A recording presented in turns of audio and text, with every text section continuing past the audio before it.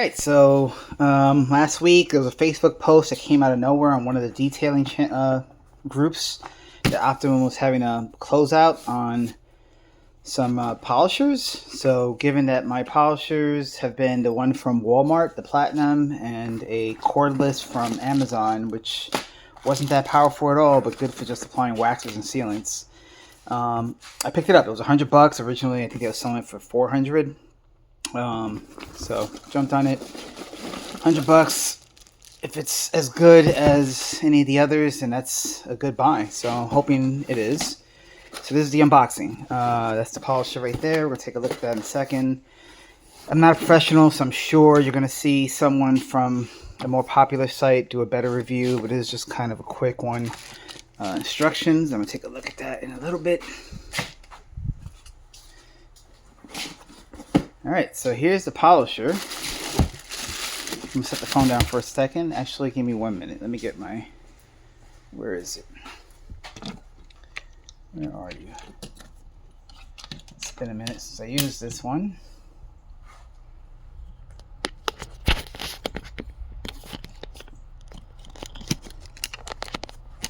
Here we are. Sorry for all that. I'm putting on a little neck ring collar to hold my phone. So let's unbox. This thing should come with a few batteries. So here's one battery. Now the issue that I heard, this is very AliExpress. It's giving me lots of made in China. Interesting. A lot of these things are, so not gonna knock it. Not gonna knock it. A lot of what I have in my garage is from there. They are the manufacturing king of the world at this point. So some warning labels letting you know what the battery is. It's proprietary, probably because it's so wide right here, right? So 1, 2. That's a good deal just off the batteries alone. If these batteries are decent, I mean, that's not a bad deal. 3 batteries, good lord. Yeah.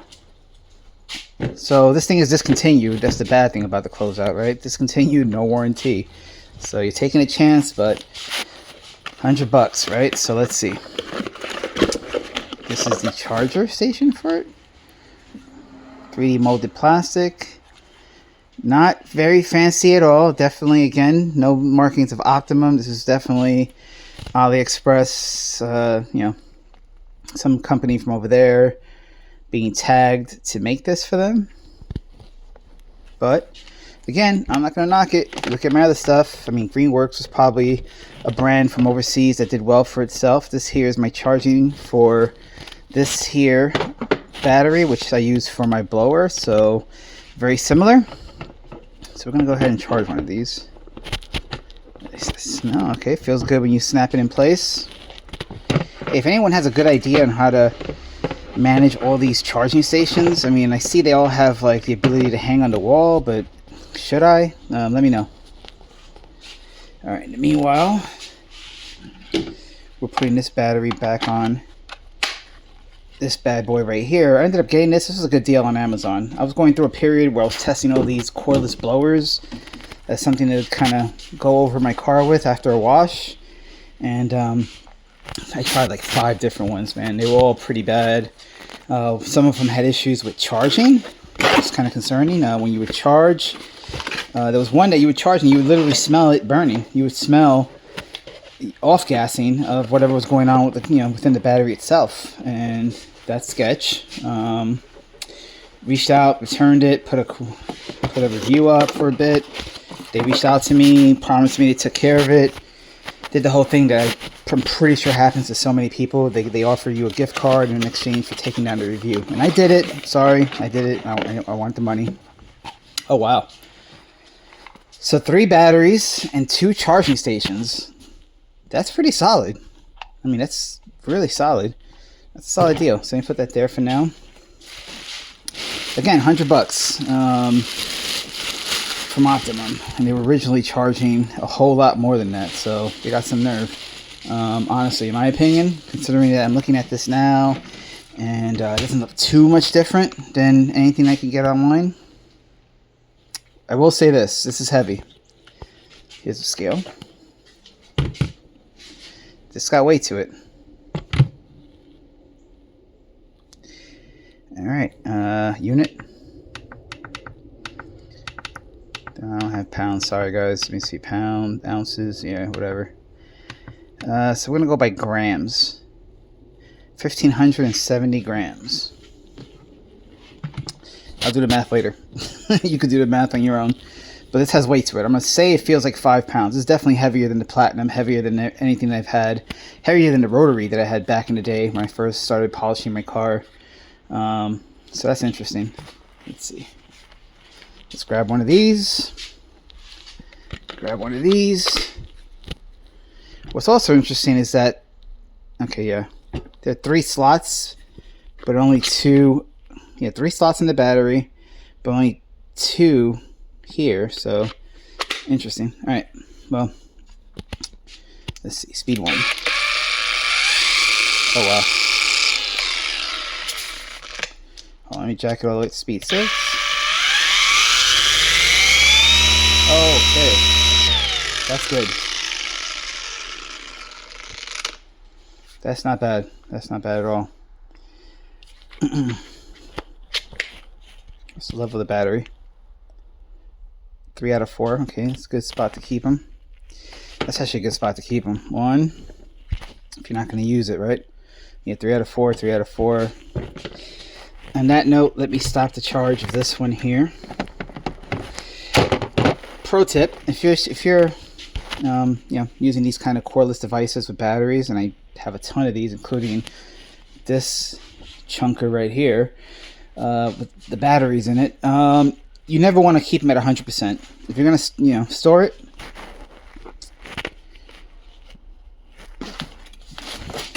yeah, if you're gonna store it, charge it up to 80. You don't want them dead either. That's the other side of it too. You don't want to keep them dead.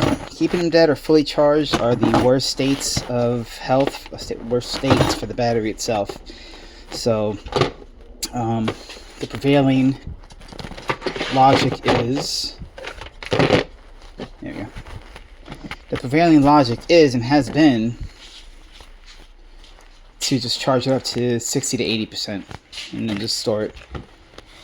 And then when you use it, drain it down, charge it back up, then store it. And then what you can do is when you know you're about to do some work with it, like the morning of, you can set the battery on the charger and bring it to 100 while you're washing the car, prepping the paint, or whatever you're doing, and do it that way. So yeah, this is pretty good. I can't wait to use it. Unfortunately, I already had done my car. If I come across some high spots, which is, you know, kind of likely, I've been having a hard time with this coating, then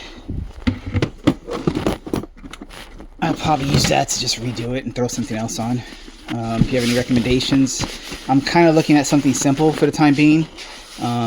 So I'm looking at Armor Detail Supply as an option. Looking at their Phobic, that's done so well in so much testing. But I am also, back in the day when I first got into, you know, detailing and kind of looked at it here and there, but never really invested in it or what have you. You know, my YouTube journey brought me to Scott Blay at Dallas Paint Corrections, and recently I rediscovered Dallas, you know, him and his community on Facebook, joined it. I'm enjoying it, and I've got a few different products that he's sending over for me to test out. You know, not coatings, but it's going to be like toppers and sprays and drying aids that he hasn't released, that he's kind of just been playing around with. He's ramping up his education and expanding his knowledge base, which is awesome to see, and I'm here for it, man. He said some good things about his stuff. He was willing to send it out to a number of us to try out. So yeah, looking forward to that. So anyway, what he does currently have already for market is you know, he calls it DPC Gloss Max, and it's very much a Phobic like product, although he makes a strong case for it against Phobic. But as far as how it comes, how it presents, how you use it, it's very much like Phobic.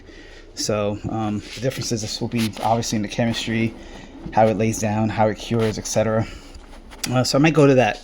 So if this doesn't work out, if in a couple weeks I'm not liking, I mean, this is the Aquasick Max from Aqualux, It's a good coating. I just think I initially did it wrong, and it kind of spiraled out from there. So I've been dealing with shading and high spots since I started with the coating, and it's probably just me. So it would be the fourth coating that I've put on. But today I did a reset. It was my first 10 days after the initial application that kind of went haywire. So I did a washed rinse foam, and then kind of did a quick clean on it, and reapplied what was left of the bottle quickly all over the car. Like, it was probably about a fifth of the bottle. Raced through it, and started having problems again in certain spots where it seemed to be like immediately flashing out. There was no wait time. I threw it on, came back to it a minute later. It was already hard to come off. So I had to high-end polish, and in the process of taking care of one area, I had to go back to another area, and it kind of cascaded out. Again, I thought I would have more time to work with the coating, and that's kind of on me. I probably should have done panel by panel and just taken it easy, right? So not at all blaming the coating, blaming me. So went through and I had to hand polish a few different areas, reapply what I had. In some cases, I had to reapply different coatings onto the spots just to kind of blend it in, and we'll see how that plays out. So in particular, the hood was a disaster zone, so we'll see how that plays out for us, for me, in time. The pillars, I think the A-pillars they're called, those were issues for me. You can see some stuff right there. Well, some of it was already there. It's a used car. And then various over here, definitely that spoiler up there was an issue. And then some spots here was a good amount of cloudiness and milkiness that I had to resolve with a quick little finger polish using a light polish, and then kind of going back over it, re-prepping using a panel prep, and then going back over it with a solvent. So we'll see how it works out for me. I was using a combination of Meguiar's hybrid paint coating in some spots, and then this in other spots. This here, the only reason I did that, not because it's the ceramic, I mean, it's good. It's pretty stout. But the reason why I use it is because it has a strong solvent package in it. And I was hoping, as I was running out of ceramic coating, I was hoping I could borrow some of those solvents to reactivate what I'm seeing in the high spots and spread it out. So I think it worked out. Like, I'm looking at it. I've been sitting here I put the light away, but I've been making multiple passes with the light, kind of going through over and over. I've done like 5 different passes before I decided to start recording this video. I know there's going to be some problem areas, like right there. I just can't get to it. I can see it even like right now. That's super hard to get in with the finger. I was trying to do it real hard. I wish I had not put any coating there to begin with. But, whatever. Hopefully it braids over time. If not, I'll just deal with it with some aggressive polish when it's time to redo the car. So anyway, that's the video for today. It's kind of a rant. It's kind of going to give you a heads up of where I'm at with the car. Still waiting for my plates and registration from Carvana. Overall, I think I did other videos for the Carvana experience. I could do another one because I'm not sure if I uploaded it in time. But this is a replacement for the black XC40 that I had, that I was involved in an accident with early September, and still kind of dealing with that, but at least I have a car again. I wish I had taken a little bit longer to get this, because right now, October, fourth quarter, it's a really great time to be car shopping. Dealerships are kind of stressed out. So the EV tax credit's gone, everything's kind of gone, demand's falling off a cliff, and so for people who weren't going to get the EV tax credit anyway, now's a great time to be in the mix looking for a good deal. See, this spot right here is problematic. Sorry, guys. So yeah, so this is, but even then, going back into it, this particular car, it's still a good deal at the end of the day, even considering that there's slightly better deals now. I could have been in another XC40, which would have been nice, but I wanted to try this design out. I've always found this design to be attractive. And so won't be able to use my roof rack, so hopefully somebody buys that. Came with a trailer hitch though, so I will be getting when it comes down to it, a bike hitch to the bike to get back into that. That was kind of fun. And I will say, putting a bike on the roof kind of sucked after a while when the car's this high. So that's pretty much it from me. If you have any questions, please engage. I'm not trying to blow this channel up. I have no illusions of grandeur. It's just me just sharing my takes, opinions, and experiences with anyone out there who might be interested in following. And yeah, I'm always willing to chat it up. As you can see from, if you follow any of my posts on Facebook, if you could tag DIY Driven, you find out who I am. I haven't put my name out there. You find my name on Facebook, not on YouTube, but you can. You could probably figure it out. You'll see that I'm always engaging with people there. I'm not trying to clout jack or whatever. I'm just trying to get information from those who are more informed, because that's kind of what I'm into these days. Haven't really. The past year has been my real detailed journey, like ramped up. It's become a hobby. I've invested a good amount of money into it. This is kind of where I'm at now, and I'm enjoying it. I guess it's something that happens when you get into your later 40s, back half of the 40s. So yeah, this is kind of what I'm doing, and I am kind of happy with the progression so far. Back in the day, my GTI Swirl City, it looked good, looked shiny. I got compliments, but it was swirled up, man. I mean, the sun hit it just right. You could tell love marks all day. This car, I've done my best to keep it good, but it just gets abused. So it's my wife's car. I keep it clean-ish. I keep it shiny, but she parks under trees constantly. Comes home with sap look at that rooftop, dude. Gets hit with stuff on the roof. Dude, it looks like something. Oh no, it looks like she hit something. I gotta talk to her about that. Something came right across the top of the hood. The roof. What the hell? Okay, that's bad. I gotta talk to her about that. Something hit her roof. A branch. Right there. Straight line. Boom. Jesus Christ.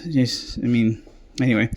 Yeah, so you can see what I'm working with here. I've made it shiny using Meguiar's M888 or M88, and it's a great product, honestly. And right now, even though it feels like it needs a good decon, it still looks good from a distance. And the topper is this Detail Co's Lightning / Infinity together.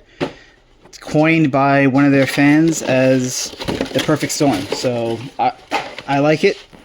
Infinity's kind of stout. Infinity is a good ceramic sealant, but it responds a lot like this coating that I just put on. If you slap it on directly on the paint, you're going to get shadowing, you're going to get streaking, you're going to be fighting for your life, like I was with the coating. So the solution is to spray it into a towel, do it on a wet car as a drying aid, and dilute it immediately. Or mix it with their quick detailer, Lightning, weaken it, but essentially make it more lubricious, and that's what this is. And the car looks great, honestly. I've used Bead Maker, I've used so many different other combinations of quick detailers and light ceramic sealants. I've made home brews. I've made other mixes. I've used Tech 582. This is a home brew of mine right there. And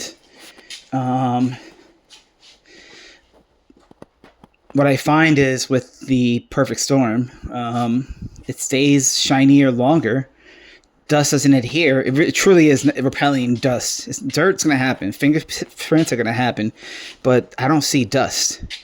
And this car parks in the trees. It's outside throughout the week. You can see the dirt. You can see the dirt on the windshield where I don't put it, right? You can see this. This is where I don't put the Perfect Storm. But look at the paint. You see a little bit there. That's my bad right there. You see a little bit, but not nearly as much. Not nearly as much. And that's fantastic. So the plan for her car is I rinseless wash it weekly, do a big wash on it monthly when I see that it's getting a little out of control with the sap. So I might do that next week for her. We'll see. And then I'll continue applying the Perfect Storm on her car because it's been responding really well for it. For me, since I did this whole rigmarole with additional ceramic coatings, I'm going to wait another week. And then I'm going to start using the rest of his products. This is Catch 22 from Aqualux, the same company I got the coating from. I'm going to use this on that. But initially when I do my washes, I'm going to try to minimize the touching. So foam, rinse, foam, blow dry. No drying. If I do need to dry, I'm going to use this. This is OG's Drying Aid. I'm going to give this a shot. And then after that, hit it with Cash 22. We'll see. But that's kind of where we're at. Thanks, and take care.